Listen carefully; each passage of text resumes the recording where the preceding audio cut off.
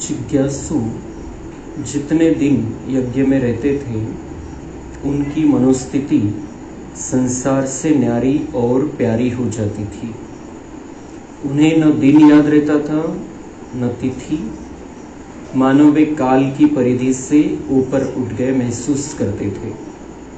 उन्हें ऐसा लगता था जैसे कि वे आज ही तो यज्ञ में आए हैं, परंतु उन्हें यह भी अनुभव होता था कि वे तो पहले से ही इस दैवी परिवार के अथवा बाबा के हैं। जसं आपण मधुबनला जातो आजही तोच अनुभव की आपल्याला भान नाही राहत। आपल्याला असं वाटतं आपण 4 दिवसासाठी जातो, इतक्या लवकर कसे संपले दिवस, आणि आपल्याला इकडचं भान नाही राहत की काय बातम्या, कुठं काय चाललेलं आहे, कुठं काय चाललेलं आहे। तसं त्यावेळेला तर अजूनच वेगळी परिस्थिती होती आणि असं वाटतं तिथं गेल्यावर की आपण पहिले पण आलेलो आहे, हे काही नवीन नाही। आपण पहिल्यांदा पण जे गेले असतील मधुबनमध्ये त्यांनाही नवीन नाही वाटत की आपण पहिले आलेले, आपलंच आहे हे। जब पहली बार वे बाबा से मिलते थे तब बाबा उनसे पूछते भी थे,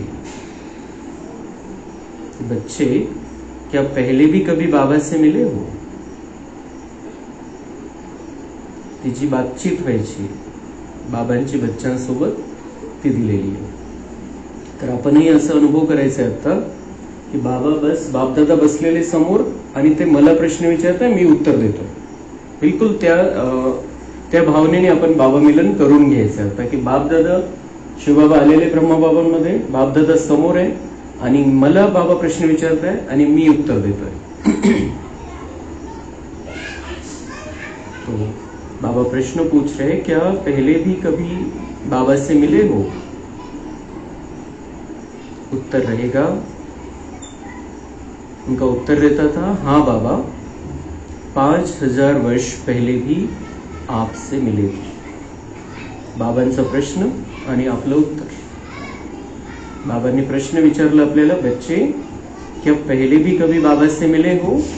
आणि आपलं बिलकुल समजून उमजून जाणीवपूर्वक उत्तर कि बाबा 5000 वर्ष पहले भी आपसे मिले थे।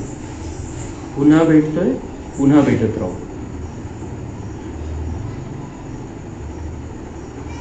बाबा कहते,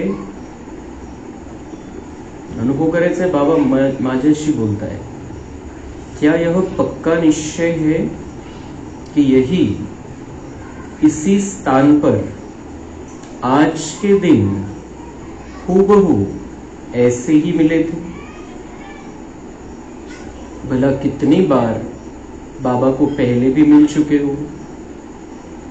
बाबा पूछ रहे हैं, क्या पक्का निश्चय है कि यहाँ इसी स्थान पर आज के ही दिन हूबहू ऐसे ही मिले थे?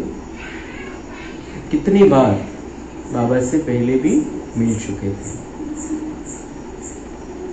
बाबांचा प्रश्न आपल्याला आहे, क्या हमें भी पक्का निश्चय है कि हम बाबा के कल्प पहले बने थे, वही बच्चे हैं हम और बाबा से मिल रहे हैं, और आज भी 5000 वर्ष के बाद ये बाबा से हमारा ये मिलन हो रहा है। इसी स्थान पर आज के ही दिन इसी निश्चय के साथ हम बाबा से मिले थे कि वो मेरा बाबा है। उत्तर रहता, बाबा हमें पूरा निश्चय है कि हम आपके बिछड़े हुए बच्चे कल्प कल्प आपसे हूबहू इसी ही तरह मिलते रहे हैं। बाबा ज्ञान के आधार पर हम जानते हैं कि हम अनगिनत बार आपसे मिल चुके हैं।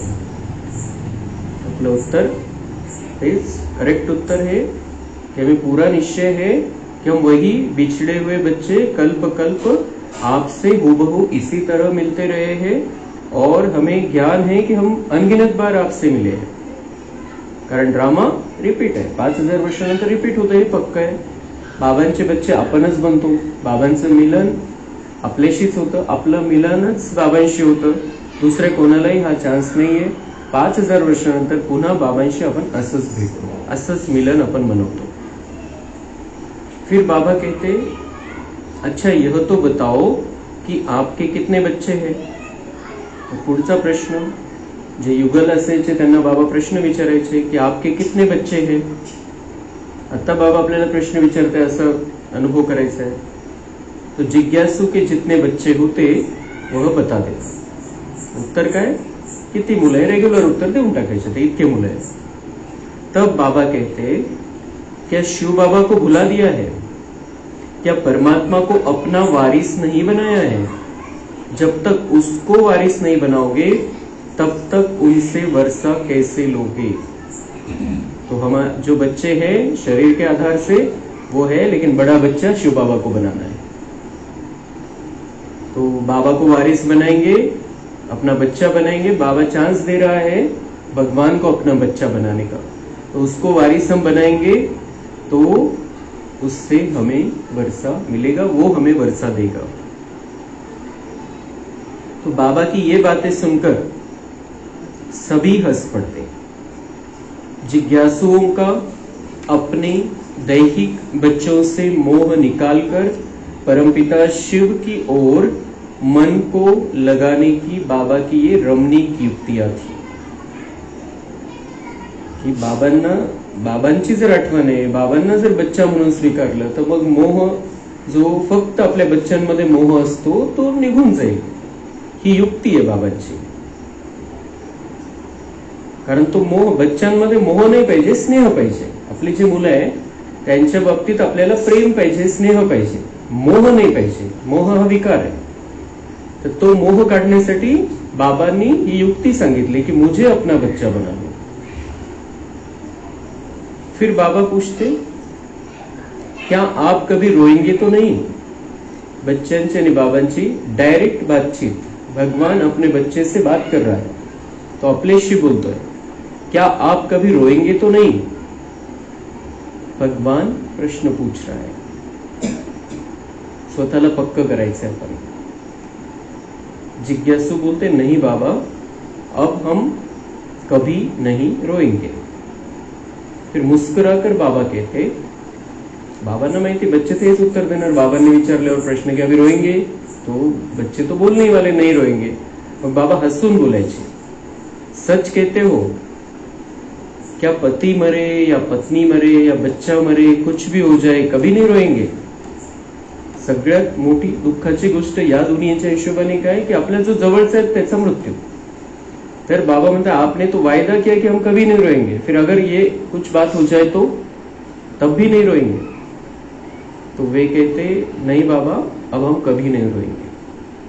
आत्मिक निश्चय पक्का. आणि त्या हिशोबाने जे बाबांनी सांगितलेले आहे कि रोना नहीं है, उन आत्माओं को सकाश देना है. जो भी हमें छोड़कर जाते हैं उन्हें सकाश देना है. हम रोएंगे तो उनको दुख होता है आणि आत्मा तो कभी मरतच नहीं. तो इसलिए बाबा समझाते कि रोने से कोई फायदा ही नहीं है, उल्टा नुकसान है तुम्हारा भी और उनका भी. तो रोना नहीं है, दुख नहीं करना है, उनका अगला सफर अच्छा होना चाहिए. तो फिर बाबा कहते, जिन्हें उत्तर दिले कि नहीं बाबा हम कभी नहीं रोएंगे, तो बाबा कहते, यह बच्चा तो सचमुच देही अभिमानी और नष्टो मोहा है. उन्होंने पक्का बिल्कुल कंफ्यूजन नहीं कि नहीं रोएंगे असं उत्तर दिलं. तर बाबा म्हणते ये बच्चा कैसा हो गया? अभी देही अभिमानी और नष्टो मोहा, मोह नष्ट हो गया है और आत्मिक स्थिति में आ गया है. तो जो आत्मिक स्थिति में रहने लगते हैं, जिनका मोह नष्ट होता है, वो कभी भी रो नहीं सकते. जे परिस्थितीमध्ये पण नाही आणि कोणाच्या मृत्यूवर पण नाही. रोना नहीं है, रोने से ताकत कम हो जाती है, एनर्जी घटती है हमारी. इसलिए रोना नहीं है, किसी भी कारण से रडणं म्हणजे एकतर अश्रूंच्या द्वारे रडणं किंवा मनामध्ये दुःखी होणं, उदास होणं, हे पण रडणं है. तो दोनों बातों से हमें मुक्त हो जाना है. कब हम मुक्त होंगे? जब हम अपने आप को आत्मा समझेंगे और मोह नष्ट हो जाएगा. हाँ बच्चे, जब तुम्हें शिव बाबा मिल गया है तो रोने की तो कोई बात नहीं रह जाती. भगवान मिल गया है जो सबका बाप है, प्यार का सागर, शांति का सागर, सब कुछ है. तो अगर वो मिल गया है तो रोने की तो कोई बात ही नहीं रहती. और बाकी सारा ज्ञान मिल गया है कि आत्मा कभी मरती नहीं है और जो कुछ भी होता है हमारे जीवन में, संकट, परिस्थिति, ड्रामा है, तो रोने का तो सवाल ही नहीं। तो रोती तो विधवा है, बाबा बोलते रोती कौन है? विधवा है। और तुम आत्मा को तो अविनाशी पति परमात्मा मिला है, तो विधवा को नहीं बनना रस में, क्योंकि सबका परमपिता परमात्मा अविनाशी पति, वो तो कभी मरने वाले ही नहीं है। और हम सब आत्माएं उसकी आशिक है, वो माशूक है हमारा, वो साजन है, हम सजनिया है, तो वो तो कभी मरने वाला ही नहीं है। तो हम आत्मा तो कभी विधवा होती ही नहीं है। तो बाबा म्हणता है रोता कौन है? जिसे देहभान है।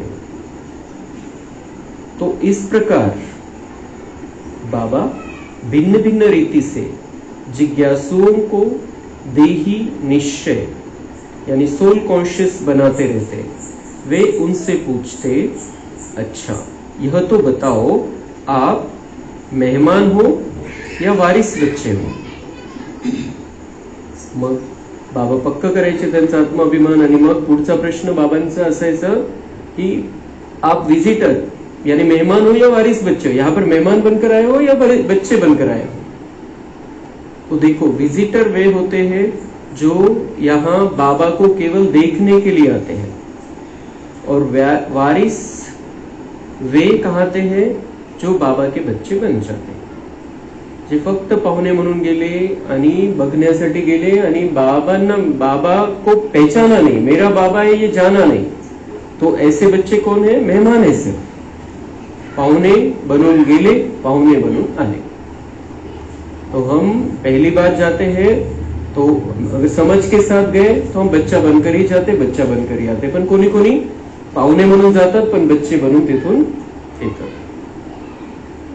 जिज्ञासु कहते, बाबा हम तो आपके बन चुके हैं, हम तो वारिस है, हमने ज्ञान द्वारा शिव बाबा को पहचान लिया है, और अब सुख शांति का खजाना जो कि हमारा ईश्वरीय जन्म सिद्ध अधिकार है वह हम उनसे लेकर ही छोड़ेंगे।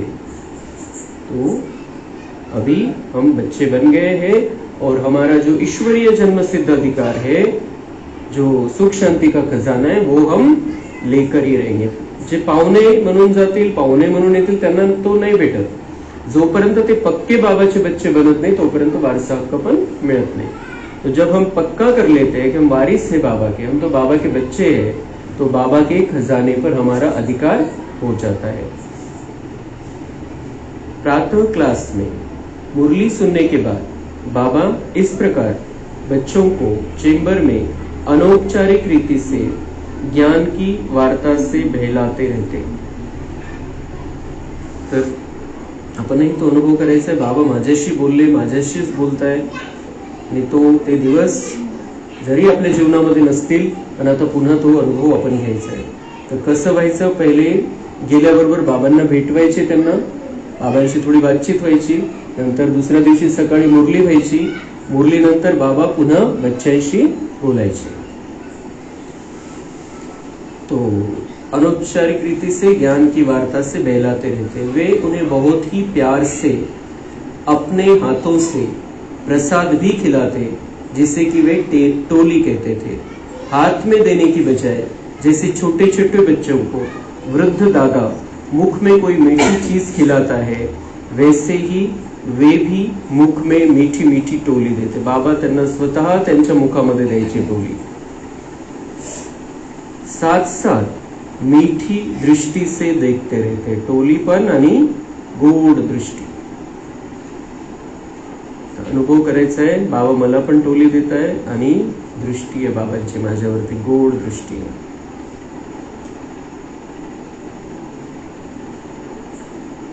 मीठी मीठी बातें करते रहते, टोली देता देता, दृष्टी देता देता बाबा गोड गोड त्या आत्म्याच्या हिशोबाने बोलायचे।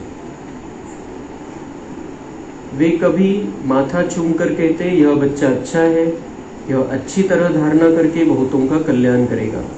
त्यावेळेला बाबांचं वय किती होतं? 80च्या आसपास। बुजुर्ग बाबा आणि त्यांच्या मानाने सगळे छोटे छोटे बच्चे होते, तसे शरीराच्या हिशोबाने पण।